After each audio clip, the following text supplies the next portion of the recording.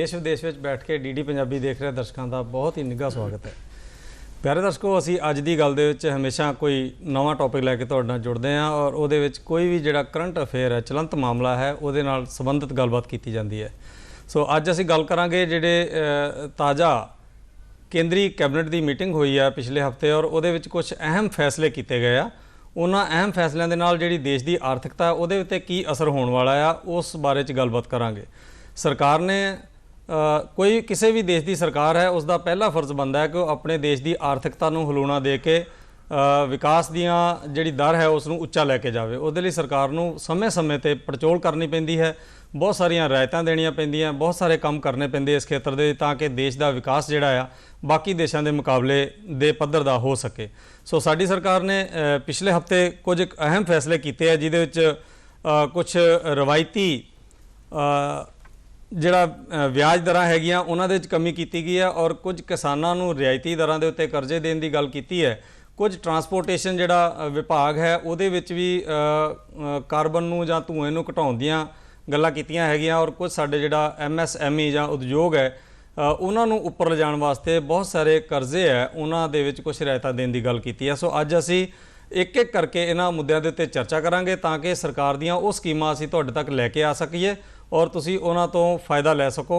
इस मसले के उत्ते गलबात करने वास्ते दो मेहमान मेरे नाल बैठे ने, श्री जोगिंदर सिंह संधू जी जिन्हां ने पत्रकारिता का एक युग हंडाया है और बहुत सीनियर पत्रकार ने। इन्हां दे नाल गलबात करके जाणांगे कि यह मसला की है। स्वागत है जी संधू साहब। धन्यवाद जी, धन्यवाद। इन्हां दे नाल जिहड़े दूसरे सीनियर पत्रकार ने उन्हें मनुपाल शर्मा जी दैनिक जागरण दे विच काम करते हैं और इन्हां दा अपने खेत्र दे विच अहम तजर्बा है। सो इन्हां दोनों मेहमानां दे नाल गलबात करके असीं अज दी गलबात नूं तुहाडे तक लैके आउण दा यतन करांगे। प्रोग्राम नूं शुरू करिए इस तो पहले असीं सूचना ते प्रसारण मंत्री श्री अनुराग ठाकुर जी उन्हां दी एक बाइट जिहड़ी है तुहानूं दिखाणी चाहांगे कि उन्हां ने इस मसले उत्ते की विचार पेश कीते हैं।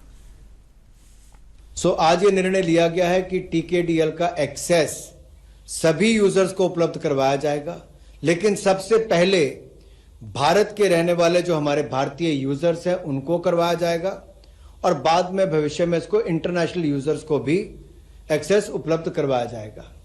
तो बेसिकली अभी तक जो patent offices, international patent offices है उनको उपलब्ध करवाया जाता था, लेकिन अब से इसको जो हमारे रिसर्चर्स हैं उनको एप्लीकेशन के समय भी इसका एक्सेस दिया जाएगा ताकि उनको लाभ मिल सके। भारत सरकार ने मोदी जी के नेतृत्व में निर्णय लिया है कि 50,000 करोड़ रुपए हम इसमें और वृद्धि करेंगे। ECLGS स्कीम को हम 4.5 लाख करोड़ से बढ़ाकर 5 लाख करोड़ कर देंगे और ये 50,000 crore specific travel, tourism, hospitality sector के लिए रहेगा, जो एक बड़ा रोजगार देने का सेक्टर है। चाहे जम्मू कश्मीर, हिमाचल प्रदेश, उत्तराखंड हो या दक्षिण में केरल हो, पश्चिम में हमारे गुजरात से लेकर नॉर्थ ईस्ट तक हो, बहुत सारे राज्यों में करोड़ों लोगों को कुल मिलाकर रोजगार के अवसर ट्रैवल, टूरिज्म, हॉस्पिटैलिटी से मिलते हैं। तो 50,000 करोड़ रुपया केवल और केवल ECLGS में इन सेक्टर्स के लिए रखा जाएगा और इसके लिए जो एडिशनल हमें अपनी ओर से गारंटी कवर देना पड़ेगा वो exclusive additional guarantee cover Bharat सरकार देगी लगभग 7,500 करोड़ रुपए का, ताकि 50,000 करोड़ रुपया ट्रेवल ट्रांसपोर्ट सेक्टर को मिल पाए। तो भारत सरकार ने निर्णय लिया है कि 1.5% इंटरेस्ट सबवेंशन अपनी ओर से देगी और 34,856 करोड़ रुपया इसके लिए हम उपलब्ध करवाएंगे। तो सन 2022-23 जो वित्तीय वर्ष हमारा 2022-23 से हमारे 24-25 तक इसको उपलब्ध करवाया जाएगा और किसानों को पहले की तरह ही किसान क्रेडिट कार्ड पर 3 लाख रुपए का लोन मिलेगा, 7% ब्याज पर ही मिलेगा, 3% की सबवेंशन किसानों को मिलेगी जो टाइम पर पेमेंट करते हैं और बैंकों पर इसका दुष्प्रभाव न पड़े उसके लिए 1.5% इंटरेस्ट की सहायता हम लोग अपनी तरफ से करने जा रहे हैं। असी श्री अनुराग ठाकुर जी सुन रहे सी जिन्हों ने केंद्रीय कैबिनेट के होए फैसलों दे उत्ते झात मरवाई है और दस्या ब्रीफ दे विच कि किहड़ी मद नूं लैके उन्होंने की जिहड़ा प्रबंध है वो कीता है ताकि देश के विकास नूं होर उच्चा चुक्या जा सके। असी एक एक गल नूं तुहाडे तक लैके आउने। सब तो पहला संधू साहब मैं ये जानना चाहुंदा कि जिहड़े 4 ਮੁੱਖ ਮੁੱਦੇ ਇਹਨਾਂ ਨੇ ਲਏ ਹੈਗੇ ਆ, ਉਹਨਾਂ ਦੇ ਬਾਰੇ 'ਚ ਜਿਹੜੇ ਇਹ ਰਿਆਇਤੀ ਦਰਾਂ ਦੇ ਉੱਤੇ ਕੀਤੇ ਜਾਣ ਵਾਲੇ ਕੰਮ ਹੈਗੇ ਆ, ਇਹਨਾਂ ਬਾਰੇ ਤੁਹਾਡਾ ਕੀ ਵਿਚਾਰ ਹੈ? ਜਿਹੜੀ ਕੈਬਨਿਟ ਦੀ ਮੀਟਿੰਗ ਹੋਈ ਹੈ ਹਰਭਜਨ ਜੀ, ਅਸਲ ਦੇ ਵਿੱਚ ਉਹਦਾ ਮਕਸਦ ਇਹ ਸੀ ਕਿ ਅਸੀਂ ਵੱਖ-ਵੱਖ ਖੇਤਰਾਂ ਦੇ ਵਿੱਚ ਜਿਹੜੇ ਸਾਡੇ ਨਾਗਰਿਕ ਨੇ, ਕਾਰੋਬਾਰੀ ਨੇ, ਖਪਤਕਾਰ ਨੇ, ਛੋਟੇ ਨਿੱਕੇ ਉਦਯੋਗਪਤੀ ਨੇ, ਕਿਸਾਨ ਨੇ, ਉਹਨਾਂ ਨੂੰ ਕਿਸ ਤਰ੍ਹਾਂ ਦੇ ਨਾਲ ਅਸੀਂ ਸਹੂਲਤਾਂ ਦੇ ਸਕਦੇ ਹਾਂ, ਕਿਸ ਤਰ੍ਹਾਂ ਉਹਨਾਂ ਨੂੰ ਲਾਭ ਦੇ ਸਕਦੇ ਹਾਂ। ਇਹ ਮੀਟਿੰਗ ਸਮੁੱਚੇ ਤੌਰ ਤੇ ਇਹਦੇ ਉੱਤੇ ਹੀ ਕੇਂਦਰਿਤ ਕੀਤੀ ਗਈ ਸੀ। ਇਹਦੇ ਵਿੱਚ ਜਿਵੇਂ ਆਪਾਂ ਹੁਣੇ ਮੰਤਰੀ ਦਾ ਬਿਆਨ ਵੀ ਸੁਣ ਰਹੇ ਸੀ ਕਿ ਟਰਾਂਸਪੋਰਟੇਸ਼ਨ ਦਾ ਸੈਕਟਰ ਹੈ, ਹੌਸਪੀਟੈਲਿਟੀ ਦਾ ਸੈਕਟਰ ਹੈ, ਖੇਤੀਬਾੜੀ ਦਾ ਸੈਕਟਰ ਹੈ, ਔਰ ਰਵਾਇਤੀ ਗਿਆਨ ਜਿਹੜਾ ਉਸ ਨੂੰ ਹਾਸਲ ਕਰਨਾ ਔਰ ਉਹ ਗਰਾਊਂਡ ਲੈਵਲ ਤੱਕ ਪਹੁੰਚਾਉਣਾ, ਇਹ ਸਾਰੀਆਂ ਚੀਜ਼ਾਂ ਜਿਹੜੀਆਂ ਨੇ ਜਦੋਂ ਅਸੀਂ ਮਤਲਬ ਸ਼ੇਅਰ ਕੋਈ ਸਰਕਾਰ ਜਿਹੜੀ ਹੈ ਉਹ ਆਪਣੇ ਨਾਗਰਿਕਾਂ ਨਾਲ, ਆਪਣੇ ਕਾਰੋਬਾਰੀਆਂ ਨਾਲ, ਜਿਹੜੇ ਜਿਨ੍ਹਾਂ ਲੋਕਾਂ ਨੇ ਉਹਦਾ ਲਾਹਾ ਲੈਣਾ ਜਾਂ ਜਿਹੜੇ ਉਸ ਕੰਮ ਦੇ ਵਿੱਚ ਲੱਗੇ ਹੋਏ ਨੇ, ਰੁੱਝੇ ਹੋਏ ਨੇ ਉਸ ਕੰਮ 'ਚ, ਉਹਨਾਂ ਦੇ ਨਾਲ ਉਹ ਸ਼ੇਅਰ ਕਰਨਾ ਚਾਹੁੰਦੀ ਹੈ। ਦੂਜੇ ਪਾਸੇ ਸਿਰਫ ਸ਼ੇਅਰ ਕਰਨਾ ਨਹੀਂ ਚਾਹੁੰਦੀ, ਉਹ ਉਹਦੇ ਨਾਲ ਕੁਝ ਰਵਾਇਤਾਂ, ਰਿਆਇਤਾਂ ਜਿਹੜੀਆਂ ਨੇ, ਸਹੂਲਤਾਂ ਜਿਹੜੀਆਂ ਨੇ ਉਹ ਦੇਣ ਦਾ ਵੀ ਐਲਾਨ ਕਰਦੀ ਹੈ। ਸਮੁੱਚੇ ਤੌਰ ਤੇ ਜਿਹੜਾ ਮਕਸਦ ਹੈ, ਜਿਸ ਤਰ੍ਹਾਂ ਤੁਸੀਂ ਸ਼ੁਰੂ 'ਚ ਗੱਲ ਕਰ ਰਹੇ ਸੀ, ਸਮੁੱਚੇ ਤੌਰ ਤੇ ਮਕਸਦ ਉਹਦਾ ਇਹ ਹੁੰਦਾ ਹੈ ਕਿ ਜਿਹੜੀ ਸਾਡੀ ਇਕੋਨੋਮਿਕ ਗਰੋਥ ਹੈ ਉਹਨੂੰ ਅਸੀਂ ਕਿਸ ਤਰ੍ਹਾਂ ਕਰਨਾ ਹੈ। ਕਿਉਂਕਿ ਕੋਈ ਵੀ ਦੇਸ਼ ਜਿਹੜਾ ਹੈ ਉਹਦੀ ਆਰਥਿਕਤਾ ਜਿਹੜੀ ਹੈ, ਸਭ ਤੋਂ ਪਹਿਲੀ ਗੱਲ ਹੈ ਰੀੜ੍ਹ ਦੀ ਹੱਡੀ ਹੁੰਦੀ ਹੈ, ਉਹਦੇ ਉੱਤੇ ਉਹਦਾ ਸਾਰਾ ਢਾਂਚਾ ਜਿਹੜਾ ਹੈ ਕਿਸੇ ਵੀ ਦੇਸ਼ ਦਾ ਉਹਦੇ ਉੱਤੇ ਨਿਰਭਰ ਕਰਦਾ ਹੈ। ਸੋ ਵੱਖਰੇ ਵੱਖਰੇ ਸੈਕਟਰ ਦੇ ਉੱਤੇ ਧਿਆਨ ਕੇਂਦਰਿਤ ਕਰਕੇ ਕੈਬਨਿਟ ਜਿਹੜੀ ਹੈ ਉਹ ਅਕਸਰ ਫੈਸਲੇ ਲੈਂਦੀ ਰਹਿੰਦੀ ਹੈ। ਇਹ ਨਹੀਂ ਕਿ ਹੁਣ ਦੀ ਮੀਟਿੰਗ ਵਿੱਚ ਫੈਸਲੇ ਕੀਤੇ ਗਏ ਨੇ, ਇਸ ਤੋਂ ਪਹਿਲੀਆਂ ਮੀਟਿੰਗਾਂ ਵਿੱਚ ਵੀ ਬੜੇ ਫੈਸਲੇ ਕੀਤੇ ਗਏ ਨੇ, ਆਉਣ ਵਾਲੀਆਂ ਵਿੱਚ ਹੋਰ ਵੀ ਕੀਤੇ ਜਾਣਗੇ। ਨਿਸ਼ਾਨਾ ਇਹੀ ਹੈ, ਸਿੱਟਾ ਇਹੀ ਹੈ ਕਿ ਅਸੀਂ ਸਮੁੱਚੇ ਤੌਰ ਤੇ ਪ੍ਰੋਗਰੈਸ ਕਰ ਸਕੀਏ, ਤਰੱਕੀ ਕਰ ਸਕੀਏ, ਲੋਕਾਂ ਨੂੰ ਸਹੂਲਤਾਂ ਮਿਲਣ ਔਰ ਲੋਕ ਉਸ ਦਾ ਲਾਹਾ ਲੈ ਕੇ, ਫਾਇਦਾ ਲੈ ਕੇ ਇਸ ਖੇਤਰ ਦੇ ਵਿੱਚ ਹੋਰ ਜ਼ਿਆਦਾ ਅੱਗੇ ਆ ਸਕਣ। ਬਿਲਕੁਲ ਠੀਕ ਹੈ ਤੁਸੀਂ। ਮਨੂ ਜੀ, ਜਿਵੇਂ ਇਹਦੇ 'ਚ 50,000 ਕਰੋੜ ਸਰਕਾਰ ਨੇ ਹੋਰ ਜਿਹੜਾ ਫੰਡ ਹੈ ਉਹ ਵਧਾ ਦਿੱਤਾ ਹੈ, 4.5 ਲੱਖ ਤੋਂ ਵਧਾ ਕੇ 5 ਲੱਖ ਕਰੋੜ ਕਰ ਦਿੱਤਾ ਹੈਗਾ, ਔਰ ਬੇਸਿਕਲੀ ਇਹਦੇ 'ਚ ਇਹਨਾਂ ਨੇ ਪ੍ਰਾਹੁਣਾਚਾਰੀ ਜਿਹੜਾ ਵਿਭਾਗ ਹੈ ਜਾਂ ਸੈਕਟਰ ਹੈਗਾ ਉਹਨੂੰ ਲਿਆ ਹੈ। ਕਿਵੇਂ ਦੇਖਦੇ ਹੋ ਤੁਸੀਂ ਕਿ ਇਹਦੇ 'ਚ ਕਿਹੜੀਆਂ ਮੱਦਾਂ ਆਉਣਗੀਆਂ ਔਰ ਕਿਵੇਂ ਵਿਕਾਸ ਹੋਏਗਾ ਇਸ? ਦੇਖੋ ਹਰਭਜਨ ਜੀ, ਜਦੋਂ ਕਰੋਨਾ ਕਾਲ ਆਇਆ ਤੇ ਕਰੋਨਾ ਕਾਲ ਦੇ ਵਿੱਚ ਸਭ ਤੋਂ ਜਿਹੜਾ ਅਹਿਮ ਧਿਆਨ ਦਿੱਤਾ ਗਿਆ ਉਹ ਇਸ ਗੱਲ ਤੇ ਦਿੱਤਾ ਗਿਆ ਕਿ ਲੋਕ ਆਪਸ ਦੇ ਵਿੱਚ ਮਿਲਣ ਨਾ ਮਿਲਣ, ਤਾਂ ਕਿ ਦੂਰੀ ਬਣੀ ਰਹੇ ਜੀ, ਜਿਹਨੂੰ ਅਸੀਂ ਸੋਸ਼ਲ ਡਿਸਟੈਂਸਿੰਗ ਦਾ ਨਾਮ ਵੀ ਦਿੱਤਾ। ਤੇ ਇਸ ਦੇ ਚਲਤੇ ਹੌਸਪਿਟੈਲਿਟੀ ਸੈਕਟਰ ਜਿਹੜਾ ਸੀਗਾ ਉਹ ਵਰਸਟ ਹਿੱਟ ਹੋਇਆ। ਹੋਟਲਸ ਬੰਦ ਹੋ ਗਏ, ਟੂਰਿਜ਼ਮ ਬੰਦ ਹੋ ਗਿਆ, ਹੌਲੀ ਹੌਲੀ ਸਾਰੀਆਂ ਚੀਜ਼ਾਂ ਦੁਬਾਰਾ ਲੀਹ ਤੇ ਆ ਗਈਆਂ ਸਿਵਾਏ ਹੌਸਪਿਟੈਲਿਟੀ ਸੈਕਟਰ ਤੇ। ਹੌਸਪਿਟੈਲਿਟੀ ਸੈਕਟਰ ਦੇ ਉੱਤੇ ਲਗਾਤਾਰ ਸ਼ਰਤਾਂ ਜਿਹੜੀਆਂ ਸਾਡੀਆਂ ਸੀਗੀਆਂ, ਗਾਈਡਲਾਈਨਸ ਉਹ ਲਾਗੂ ਰਹੀਆਂ ਕਿ ਤੁਸੀਂ ਇੰਨੀ ਕੈਪੈਸਿਟੀ ਦੇ ਨਾਲ ਕੋਈ ਰੈਸਟੋਰੈਂਟ ਚਲਾ ਸਕਦੇ ਹੋ, ਇੰਨੇ ਬੰਦੇ ਬੈਠ ਸਕਦੇ ਨੇ, ਇੰਨੇ ਬੰਦੇ ਨਹੀਂ ਬੈਠ ਸਕਦੇ। ਸੋ ਜਿੱਥੇ ਕਰੋਨਾ ਕਾਲ ਤੋਂ ਬਾਅਦ ਬਾਕੀ ਸੈਕਟਰ ਜਿਹੜੇ ਆ ਬਹੁਤ ਤੇਜ਼ੀ ਦੇ ਨਾਲ ਵਾਪਸ ਆਏ, ਇਹ ਜਿਹੜਾ ਹੌਸਪਿਟੈਲਿਟੀ ਸੈਕਟਰ ਸੀਗਾ ਇਹ ਇੰਨੀ ਰਫ਼ਤਾਰ ਦੇ ਨਾਲ ਵਾਪਸ ਨਹੀਂ ਆ ਸਕਿਆ। ਇਸ ਕਰਕੇ ਇਹਨਾਂ ਨੂੰ ਬਹੁਤ ਨੁਕਸਾਨ ਹੋਇਆ। ਹੌਸਪਿਟੈਲਿਟੀ ਸੈਕਟਰ ਦੇ ਵਿੱਚ ਅਸੀਂ ਗੱਲ ਕਰੀਏ, ਬਹੁਤ ਸਾਰੇ ਰੈਸਟੋਰੈਂਟ, ਹੋਟਲਸ ਜਿਹੜੇ ਨੇ ਉਹ ਬੰਦ ਵੀ ਕਰ ਦੇਣੇ ਪਏ। ਸੋ ਸਰਕਾਰ ਦਾ ਇਹ ਉਪਰਾਲਾ ਬਹੁਤ ਅੱਛਾ ਹੈ ਕਿ ਹੌਸਪਿਟੈਲਿਟੀ ਸੈਕਟਰ ਨੂੰ ਬੂਸਟ ਦੇਣਾ, ਉਹਨਾਂ ਨੂੰ ਇਸ ਤਰ੍ਹਾਂ ਲੋਨ ਦੇਣਾ ਤਾਂ ਕਿ ਉਹ ਦੁਬਾਰਾ ਆਪਣੀ ਲੀਹ ਤੇ ਆ ਸਕਣ। ਦੇਖੋ, ਜਿੱਥੇ ਤੱਕ ਹੌਸਪਿਟੈਲਿਟੀ ਸੈਕਟਰ ਹੈ, ਜੇ ਹੌਸਪਿਟੈਲਿਟੀ ਸੈਕਟਰ ਪਿੱਛੇ ਰਹਿੰਦਾ ਹੈ ਤੇ ਸਾਡੇ ਟੂਰਿਜ਼ਮ ਨੂੰ ਧੱਕਾ ਲੱਗਦਾ। ਜੇ ਟੂਰਿਜ਼ਮ ਡਿਵੈਲਪ ਹੋਏਗਾ ਤਾਂ ਦੇਸ਼ ਤਰੱਕੀ ਕਰੇਗਾ, ਉਹ ਇੱਕ ਏਰੀਆ ਤਰੱਕੀ ਕਰੇਗਾ। ਉਹਦੇ ਨਾਲ ਇਨਡਾਇਰੈਕਟਲੀ ਹਰ ਚੀਜ਼ ਹੀ ਜੁੜਿਆ ਹੋਇਆ, ਰੋਜ਼ਗਾਰ ਜੁੜਿਆ ਹੋਇਆ ਬਹੁਤ ਸਾਰੇ ਲੋਕਾਂ ਦਾ। ਪਹਿਲਾਂ ਤਾਂ ਇਹ ਜਿਹੜਾ ਇੱਕ ਸੈਕਟਰ ਹੈ ਹੌਸਪਿਟੈਲਿਟੀ, ਉਹਦੇ ਬਹੁਤ ਸਾਰੇ ਲੋਕ ਨੇ ਜਿਹੜੇ ਨਾਲ ਜੁੜੇ ਨੇ। ਫਿਰ ਉਸ ਤੋਂ ਬਾਅਦ ਏਅਰਲਾਈਨਸ ਜੁੜੀਆਂ ਨੇ, ਉਸ ਤੋਂ ਬਾਅਦ ਸਾਡੀ ਟਰਾਂਸਪੋਰਟੇਸ਼ਨ ਜੁੜੀ ਹੋਈ ਹੈ, ਫੂਡ ਜਿਹੜਾ ਹੈ ਉਹ ਜੁੜਿਆ ਹੋਇਆ ਹੈ, ਵੱਡਾ ਖੇਤਰ ਹੈ, ਟੈਕਸੇਸ਼ਨ ਜੁੜੀ ਹੋਈ ਹੈ। ਹੋਟਲਸ ਦੇ ਉੱਤੇ ਅਸੀਂ ਖਾਣਾ ਖਾਂਦੇ ਹਾਂ ਤਾਂ ਉਹਦਾ ਟੈਕਸ ਮਿਲਦਾ ਹੈ, ਸਰਕਾਰ ਦਾ ਖਜ਼ਾਨਾ ਭਰਦਾ। ਸੋ ਇਸ ਕਰਕੇ ਇਸ ਸੈਕਟਰ ਨੂੰ ਇੱਕ ਬੂਸਟ ਦੇਣਾ ਬਹੁਤ ਜ਼ਰੂਰੀ ਸੀ। ਮੈਂ ਸਮਝਦਾ ਕਿ ਕੈਬਨਿਟ ਦੀ ਮੀਟਿੰਗ ਦੇ ਵਿੱਚ ਜਿਹੜਾ ਫੈਸਲਾ ਲਿਆ ਗਿਆ ਹੈਗਾ ਕਿ ਜਿਹੜਾ ਹੌਸਪਿਟੈਲਿਟੀ ਸੈਕਟਰ ਹੈ ਉਹਦੇ ਵਾਸਤੇ ਅਗਰ ਅਸੀਂ ਲੋਨ ਦਿੰਦੇ ਹਾਂ ਆਸਾਨੀ ਦੇ ਨਾਲ, ਉਹ ਇੱਕ ਫਿਗਰ ਹੈਗੇ ਨੇ ਕਿ 3.67 ਲੱਖ ਕਰੋੜ ਜਿਹੜਾ ਆ ਉਹ ਇਸ ਸੈਕਟਰ ਵਾਸਤੇ ਰੱਖ ਦਿੱਤਾ ਗਿਆ, ਤਾਂ ਬਹੁਤ ਅੱਛੀ ਗੱਲ ਹੈ। ਔਰ ਇਹਨੂੰ ਅਸੀਂ ਇਸ ਤਰ੍ਹਾਂ ਨਹੀਂ ਦੇਖ ਸਕਦੇ ਕਿ ਜਿਸ ਤਰ੍ਹਾਂ ਮਾਂ ਹੈ ਆਪਣੇ ਸਾਰੇ ਬੱਚਿਆਂ ਨੂੰ ਬਰਾਬਰ ਅੱਖ ਦੇ ਨਾਲ ਦੇਖਦੀ ਹੈ, ਤੇ ਸਰਕਾਰ ਨੇ ਇਹ ਗੱਲ ਨੋਟ ਕੀਤੀ ਹੈ ਕਿ ਬਹੁਤ ਸਾਰੇ ਜਿਹੜੇ ਸੈਕਟਰ ਹੈਗੇ ਆ ਉਹ ਤਾਂ ਕਰੋਨਾ ਤੋਂ ਬਾਅਦ ਬੂਮ ਅਪ ਹੋ ਗਏ ਜੀ, ਲੇਕਿਨ ਕੁਝ ਸੈਕਟਰ ਹੈਗੇ ਜਿਨ੍ਹਾਂ ਨੂੰ ਵਾਕਈ ਸਰਕਾਰ ਦੀ ਹੈਲਪ ਦੀ ਲੋੜ ਸੀਗੀ ਔਰ ਉਹਨਾਂ ਨੇ ਇਸ ਖੇਤਰ ਨੂੰ ਜ਼ਿਆਦਾ ਜਿਹੜੀ ਪਹਿਲ ਹੈ ਉਹ ਦਿੱਤੀ ਹੈ ਔਰ 50,000 ਕਰੋੜ ਦਾ ਫੰਡ ਜਿਹੜਾ ਵਧਾਇਆ ਤਾਂ ਕਿ ਉਹਨਾਂ ਨੂੰ ਲੋਨ ਦੇ ਕੇ ਉਹਨਾਂ ਦੀ ਹੈਲਪ ਕਰਕੇ ਇਸ ਸੈਕਟਰ ਨੂੰ ਉੱਪਰ ਲਿਆਂਦਾ ਜਾਵੇ। ਅਰਥਚਾਰੇ ਦੀ ਰਿਕਵਰੀ ਤਾਂ ਹੋਣੀ ਹੈ, ਨਾਲ ਨਾਲ ਰੋਜ਼ਗਾਰ ਨੂੰ ਕਿਵੇਂ ਦੇਖਦੇ ਹੋ ਤੁਸੀਂ? ਜਦੋਂ ਕਿਸੇ ਕੋਈ ਵੀ ਖੇਤਰ ਜਿਹੜਾ ਨਾ ਵਿਕਸਿਤ ਹੁੰਦਾ ਹੈ, ਵੱਧਦਾ ਫੁੱਲਦਾ ਹੈ ਜੀ, ਉਹਦੇ ਵਿੱਚ ਮੌਕੇ ਵੱਧਦੇ ਨੇ, ਮੌਕੇ ਵੱਧਦੇ ਨੇ, ਉਹਦੇ ਵਿੱਚ ਰੁਜ਼ਗਾਰ ਵੀ ਵੱਧਦਾ ਹੈ। ਕਿਉਂਕਿ ਜਿਵੇਂ ਜਿਵੇਂ ਜਿਹੜਾ ਕੋਈ ਕੰਮ ਹੈ ਉਹ ਐਕਸਪੈਂਡ ਹੋਏਗਾ, ਜੇ ਉਹਦੇ ਵਿੱਚ ਮੰਨ ਲਓ ਹੁਣ 50,000 ਕਰੋੜ ਰੁਪਇਆ ਜੇ ਉਹਦੇ ਵਿੱਚ ਹੋਰ ਇਨਵੈਸਟ ਕੀਤਾ ਜਾਂਦਾ, ਜੇ ਆਪਾਂ ਹੌਸਪੀਟੈਲਿਟੀ ਦੀ ਗੱਲ ਕਰੀਏ, ਟੂਰਿਜ਼ਮ ਦੀ ਗੱਲ ਕਰੀਏ, ਫੂਡ ਦੀ ਗੱਲ ਕਰੀਏ, ਇਹ ਇੱਕ ਬੜਾ ਵੱਡਾ ਖੇਤਰ ਹੈ, ਇਹ ਕੋਈ ਛੋਟਾ ਖੇਤਰ ਨਹੀਂ, ਇੱਕ ਦੂਜੇ ਦੇ ਨਾਲ ਜੁੜੇ ਹੋਏ ਨੇ, ਇੰਟਰ ਰਿਲੇਟਡ ਖੇਤਰ ਨੇ ਇਹ ਸਾਰੇ। ਔਰ ਉਹਦੇ ਵਿੱਚ ਜਿਵੇਂ ਮੌਕੇ ਵਧਣਗੇ, ਉਹਦੇ ਵਿੱਚ ਕੰਮ ਦੀਆਂ ਸੰਭਾਵਨਾਵਾਂ ਵਧਣਗੀਆਂ, ਉਹਦੇ ਵਿੱਚ ਰੁਜ਼ਗਾਰ ਦੇ ਵਾਸਤੇ ਲੋਕੀ ਅੱਗੇ ਆਉਣਗੇ, ਉਹਦੇ 'ਚ ਲੋੜ ਪੈਗੀ ਰੁਜ਼ਗਾਰ ਦੀ। ਔਰ ਭਾਰਤ ਦੇ ਵਿੱਚ ਕਿਉਂਕਿ ਇਸ ਵੇਲੇ ਬਹੁਤ ਵੱਡੀ ਆਬਾਦੀ ਹੈ ਦੇਸ਼ ਦੀ, ਸਾਰੇ ਲੋਕਾਂ ਨੂੰ ਜੇ ਆਪਾਂ ਕਹੀਏ ਕਿ ਸਰਕਾਰ ਦੇ ਵੱਲੋਂ ਹੀ ਨੌਕਰੀਆਂ ਦਿੱਤੀਆਂ ਜਾਣ, ਇਸ ਤਰ੍ਹਾਂ ਦੀ ਕੋਈ ਸੰਭਾਵਨਾ ਨਹੀਂ ਹੋ ਸਕਦੀ। ਇਹ ਡਿਫਰੈਂਟ ਜਿਹੜੇ ਸੈਕਟਰ ਨੇ ਉਹਨਾਂ ਦੇ ਵਿੱਚ ਉਹਨਾਂ ਲਈ ਰੋਜ਼ਗਾਰ ਦੀਆਂ ਸੰਭਾਵਨਾਵਾਂ ਬਣਦੀਆਂ ਨੇ, ਨੌਕਰੀ ਦੀਆਂ ਸੰਭਾਵਨਾਵਾਂ ਬਣਦੀਆਂ ਨੇ। ਇਹਨਾਂ ਦੇ ਵਿੱਚ ਵੀ ਬਹੁਤ ਸਾਰੇ ਲੋਕਾਂ ਨੂੰ ਜਿਹੜੇ ਬੇਰੁਜ਼ਗਾਰ ਲੋਕ ਨੇ, ਬੇਰੁਜ਼ਗਾਰੀ ਦਾ ਸਾਹਮਣਾ ਕਰ ਰਹੇ ਨੇ, ਉਹਨਾਂ ਨੂੰ ਰੁਜ਼ਗਾਰ ਦੇ ਮੌਕੇ ਮੁਹੱਈਆ ਕਰਵਾਏ ਜਾਣਗੇ। ਇਹ ਵੀ ਇਹਦਾ ਇੱਕ ਬੜਾ ਵੱਡਾ ਉਦੇਸ਼ ਹੈ ਜਿਹੜਾ ਮੰਤਰੀ ਮੰਡਲ ਨੇ ਫੈਸਲਾ ਲਿਆ ਹੈ। ਤੇ ਇਹਦਾ ਮਤਲਬ ਇਹ ਹੈ ਕਿ ਨਾ ਸਿਰਫ ਉਹ ਖੇਤਰ ਵਿਕਸਿਤ ਹੋਵੇਗਾ, ਉਹ ਖੇਤਰ ਵਿਕਾਸ ਕਰੇਗਾ ਜਾਂ ਉਹ ਵਧੇ ਫੁੱਲੇਗਾ, ਸਗੋਂ ਉਹਦੇ ਨਾਲ ਰੁਜ਼ਗਾਰ ਦੇ ਮੌਕੇ ਮਿਲਣਗੇ। ਕਈ ਪਰਿਵਾਰ ਜਿਹੜੇ ਨੇ ਉਹਨਾਂ ਦਾ ਜਿਹੜਾ ਜੀਵਨ ਹੈ ਰੋਜ਼ਾਨਾ ਦਾ ਉਹ ਸੌਖਾ ਹੋਏਗਾ, ਸੁਖਾਲਾ ਹੋਏਗਾ ਔਰ ਚੱਲੇਗਾ। ਸਭ ਤੋਂ ਵੱਡੀ ਗੱਲ ਜਿਹੜੀ ਇਹ ਆ ਨਾ ਕਿ ਇਹਦੇ ਵਿੱਚ ਹੌਸਪੀਟੈਲਿਟੀ ਜਿਹੜੀ ਹੈ ਜਾਂ ਟੂਰਿਜ਼ਮ ਦਾ ਖੇਤਰ ਹੈ, ਟਰਾਂਸਪੋਰਟੇਸ਼ਨ ਦਾ ਖੇਤਰ ਹੈ, ਇਹਦੇ ਨਾਲ ਸਾਡੇ ਕੌਮਾਂਤਰੀ ਭਾਈਚਾਰੇ ਦੇ ਉੱਤੇ ਬਹੁਤ ਜ਼ਿਆਦਾ ਅਸਰ ਪੈਂਦਾ ਹੈ। ਕਿਉਂਕਿ ਦੇਸ਼ਾਂ ਵਿਦੇਸ਼ਾਂ ਦੇ ਜਿਹੜੇ ਲੋਕ ਜਦੋਂ ਇੱਥੇ ਆਉਂਦੇ ਨੇ ਭਾਰਤ ਦੇ ਵਿੱਚ, ਉਹ ਦੇਖਦੇ ਨੇ ਇੱਥੋਂ ਦਾ ਇਨਫਰਾਸਟ੍ਰਕਚਰ, ਦੇਖਦੇ ਨੇ ਇੱਥੋਂ ਦੀਆਂ ਸਹੂਲਤਾਂ, ਦੇਖਦੇ ਨੇ ਇੱਥੋਂ ਦੀਆਂ ਹਵਾਈ ਸੇਵਾਵਾਂ, ਦੇਖਦੇ ਨੇ ਇੱਥੋਂ ਦੀਆਂ ਸੜਕਾਂ, ਟਰਾਂਸਪੋਰਟੇਸ਼ਨ, ਤੇ ਫਿਰ ਉਹ ਹੋਰ ਜ਼ਿਆਦਾ ਉਤਸ਼ਾਹਿਤ ਹੁੰਦੇ ਨੇ ਇਸ ਪਾਸੇ ਆਉਣ ਵਾਸਤੇ।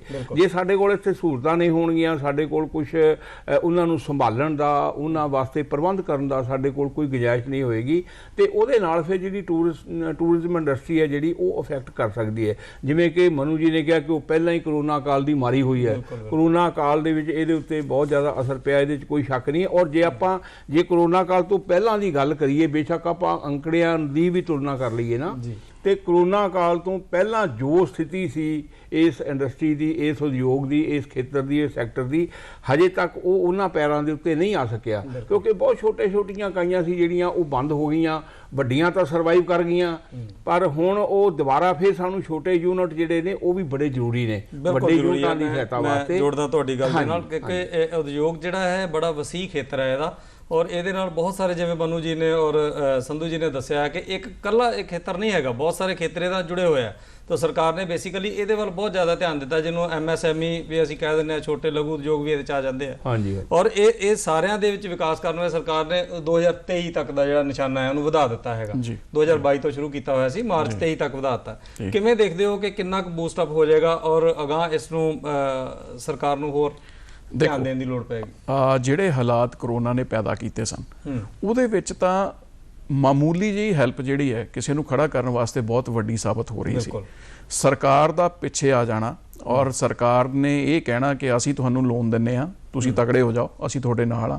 ਇਹਦੇ ਵਿੱਚ ਮੈਂ ਬਿਲਕੁਲ ਆਸ਼ਾਵਾਨ ਹਾਂ ਵੀ ਇਹਦੇ ਵਿੱਚ ਸਬਸਿਡੀ ਦਾ ਵੀ ਕੋਈ ਨਾ ਕੋਈ ਪ੍ਰਾਵਧਾਨ ਰੱਖਿਆ ਜਾਏਗਾ।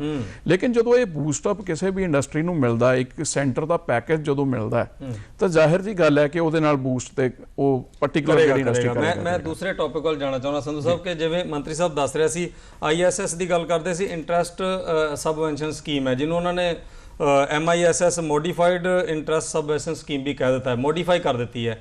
ਉਹਦੇ ਕੀਤਾ ਹੈ ਕਿ ਸਰਕਾਰ ਨੇ 1.5% ਜਿਹੜਾ ਇੰਟਰਸਟ ਰੇਟ ਹੈ, ਮੰਤਰੀ ਸਾਹਿਬ ਦੇ ਬਿਆਨ ਵਿੱਚ ਵੀ ਅਸੀਂ ਸੁਣਿਆ ਹੈ ਕਿ ਉਹ 1.5% ਦੀ ਸਪੋਰਟ ਜਿਹੜੀ ਬੈਂਕਾਂ ਨੂੰ ਦੇ ਦਿੱਤੀ ਹੈ, ਤਾਂ ਜੋ ਉਹ ਖੇਤੀ ਦੇ ਉੱਤੇ ਦਿੱਤੇ ਜਾਣ ਵਾਲੇ ਜਿਹੜੇ ਕਰਜ਼ੇ ਹੈ, ਛੋਟੇ ਕਰਜ਼ੇ ਹੈ, ਉਹਨਾਂ ਦੀ ਘਾਟ ਨਾ ਮਹਿਸੂਸ ਕਰੇ। ਬੈਂਕ ਨੂੰ ਸਪੋਰਟ ਦਿੱਤੀ ਗਈ ਹੈ 1.5% ਸਬਵੈਂਸ਼ਨ ਦੀ। ਕਿਵੇਂ ਦੇਖਦੇ ਹੋ ਇਸ ਖੇਤਰ ਨੂੰ? ਇਹ ਹਰਭਜਨ ਜੀ ਬਹੁਤ ਵੱਡੀ ਗੱਲ ਹੈ ਜੀ, ਕਿਉਂਕਿ ਭਾਰਤ ਜਿਹੜਾ ਹੈ ਖੇਤੀ ਪ੍ਰਧਾਨ ਦੇਸ਼ ਹੈ।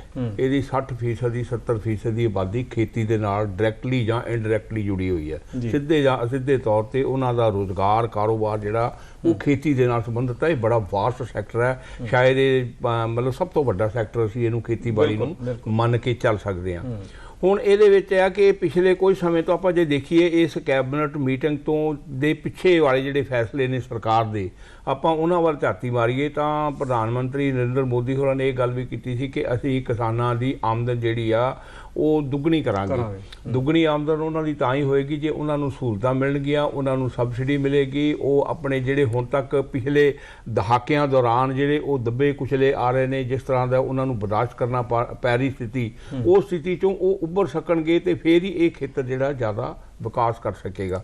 ਹੁਣ ਇਹਦੇ ਨਾਲ ਉਹਨਾਂ ਨੂੰ ਇੱਕ ਰਿਆਇਤ ਮਿਲ ਗਈ ਹੈ ਕਿ ਜਿਹੜੇ ਬੈਂਕ ਨੇ ਜਿਨ੍ਹਾਂ ਨੇ ਕਿਸਾਨਾਂ ਨੂੰ ਕਰਜ਼ਾ ਦੇਣਾ, ਜੇ ਉਹਨਾਂ ਨੂੰ 1.5% ਦੀ ਜਿਹੜੀ ਸਬਸਿਡੀ ਹੈ ਉਹ ਕੇਂਦਰ ਵੱਲੋਂ ਮਿਲ ਜਾਂਦੀ ਹੈ ਤੇ ਉਹ ਉਹਨਾਂ ਕਿਸਾਨਾਂ ਨੂੰ ਵਿਆਜ ਦਰ ਦੇ ਵਿੱਚ ਹੋਰ ਛੋਟ ਦੇ ਸਕਦੇ ਨੇ ਆਪਣੇ ਪੱਧਰ ਤੇ।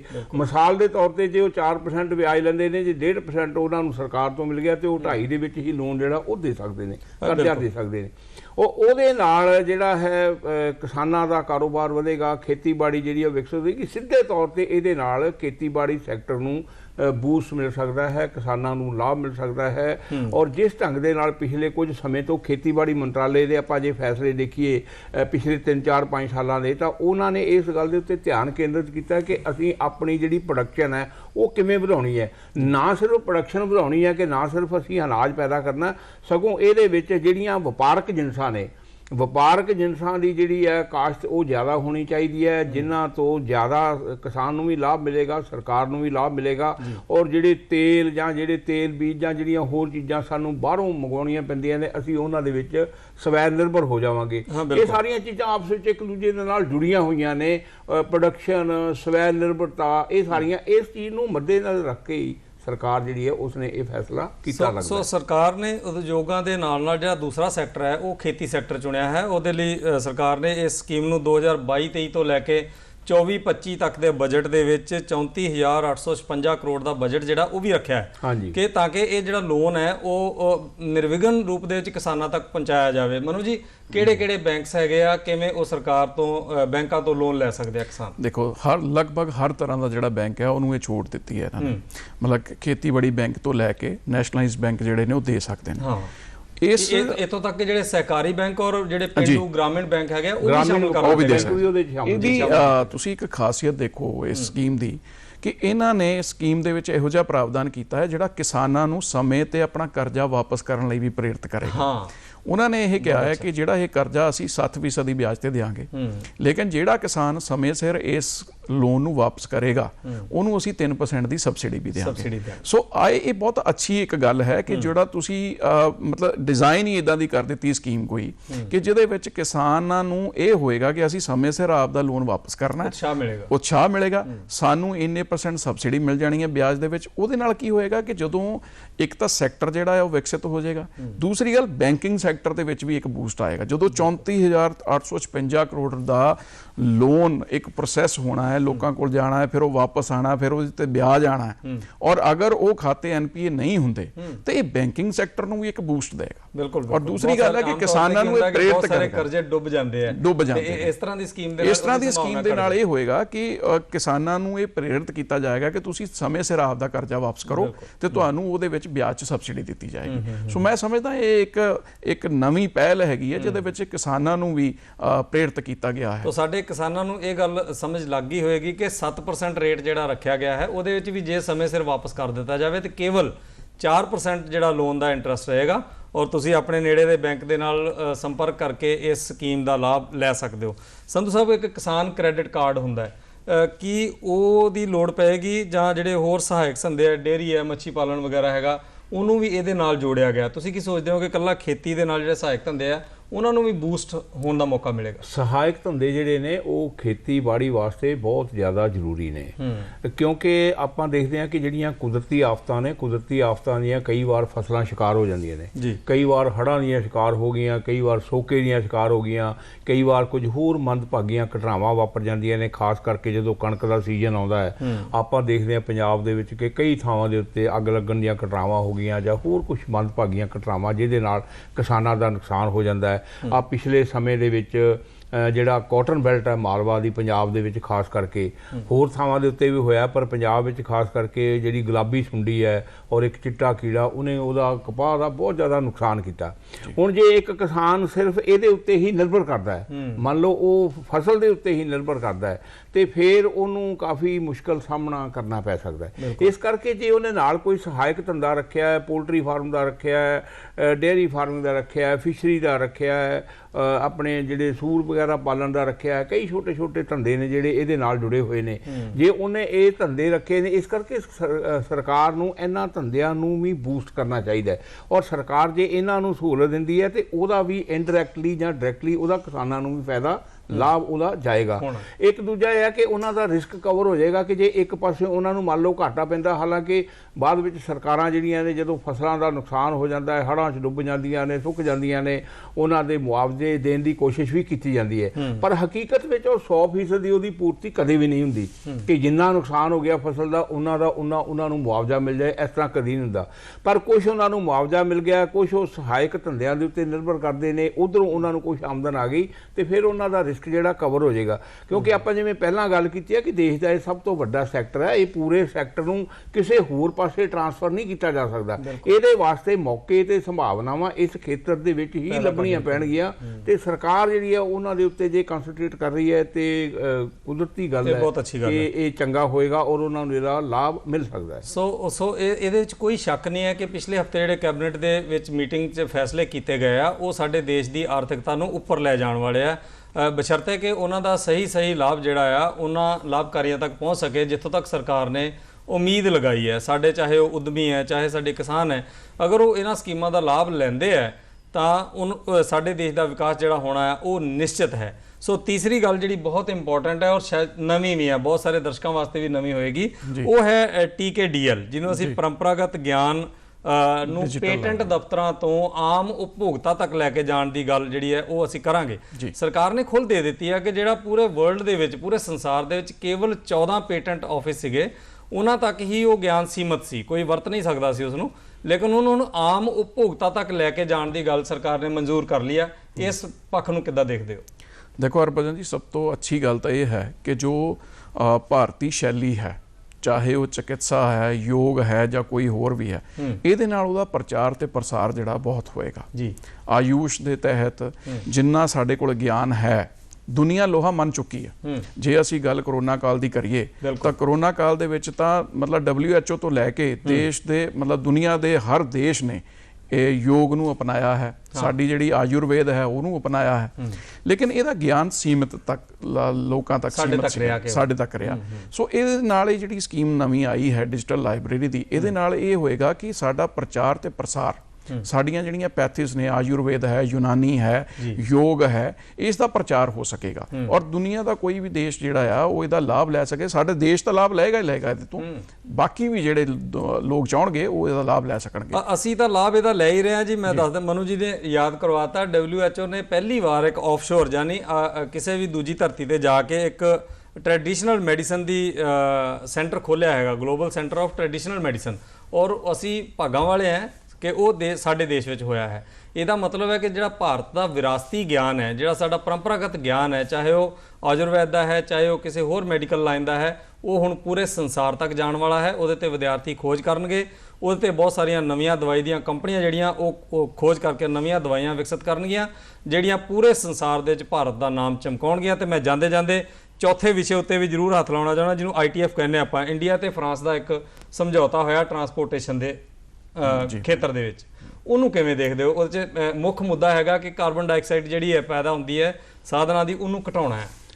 ਇਹ ਪੂਰੇ ਸੰਸਾਰ ਦਾ ਮਸਲਾ ਹੈ, ਪੂਰੇ ਵਰਲਡ ਦਾ, ਵਿਸ਼ਵ ਦਾ ਮਸਲਾ ਹੈ। ਜੇ ਭਾਰਤ ਤੇ ਫਰਾਂਸ ਦੇ ਵਿੱਚ ਹੈ ਕਿ ਫਰਾਂਸ ਜਿਹੜਾ ਉਹ ਇਸ ਕੰਮ ਦੇ ਵਿੱਚ ਮੋਹਰੀ ਹੈ ਔਰ ਚਿੰਤਾ ਇਸ ਗੱਲ ਦੀ ਹੈ ਕਿ ਜਿਹੜਾ ਪੋਲੂਸ਼ਨ ਘੱਟ ਕੀਤਾ ਜਾਵੇ ਔਰ ਉਹਦੇ ਵਾਸਤੇ ਜਿਹੜਾ ਹੈ ਕਿ ਕਾਰਬਨ ਘੱਟ ਕੀਤਾ ਜਾਵੇ। ਸਾਰੇ ਦੇਸ਼ ਜਿਹੜੇ ਨੇ ਉਹ ਇਸ ਪਾਸੇ ਲੱਗੇ ਹੋਏ ਨੇ। ਹੋਰ ਹੁਣ ਭਾਰਤ ਜਿਹੜਾ ਦੂਜੇ ਦੇਸ਼ਾਂ ਦੇ ਨਾਲ ਅਸੀਂ ਇੰਟਰੈਕਸ਼ਨ ਕਰਕੇ ਜਿਹੜਾ ਟਰਾਂਸਪੋਰਟ ਦੇ ਖੇਤਰ ਦੇ ਵਿੱਚ ਵੀ ਨਵੇਂ ਵਿਗਿਆਨਕ ਜਿਹੜੀ ਤਰੱਕੀ ਹੈ ਉਹ ਕਰ ਸਕੀਏ। ਖੇਤਰ ਹਮੇਸ਼ਾ ਦੀ ਤਰ੍ਹਾਂ ਹੀ ਇਹ ਵੀ ਸਾਡਾ ਬੜਾ ਵਸੀਹ ਖੇਤਰ ਸੀਗਾ, ਇਹਨੂੰ ਅਸੀਂ ਸਮੇਟ ਨਹੀਂ ਪਾਏ, ਲੇਕਿਨ ਹਰ ਮੁੱਦਾ ਜੋ ਸਰਕਾਰ ਨੇ ਪਾਸ ਕੀਤਾ ਅਸੀਂ ਤੁਹਾਡੇ ਤੱਕ ਰੱਖਣ ਦੀ ਕੋਸ਼ਿਸ਼ ਕੀਤੀ ਹੈ। ਦੋਨਾਂ ਮਹਿਮਾਨਾਂ ਦਾ ਦਿਲੋਂ ਧੰਨਵਾਦ ਔਰ ਤੁਹਾਡਾ ਵੀ ਬਹੁਤ ਬਹੁਤ ਧੰਨਵਾਦ ਸਾਥੀਓ। ਨਵੇਂ ਪ੍ਰੋਗਰਾਮ ਦੇ ਵਿੱਚ ਨਵੇਂ ਵਿਸ਼ੇ ਨਾਲ ਜੁੜਾਂਗੇ। ਅੱਜ ਲਈ ਬਸ ਇੰਨਾ ਹੀ। ਸ਼ੁਕਰੀਆ, ਮਿਹਰਬਾਨੀ, ਧੰਨਵਾਦ ਜੀ। ਧੰਨਵਾਦ।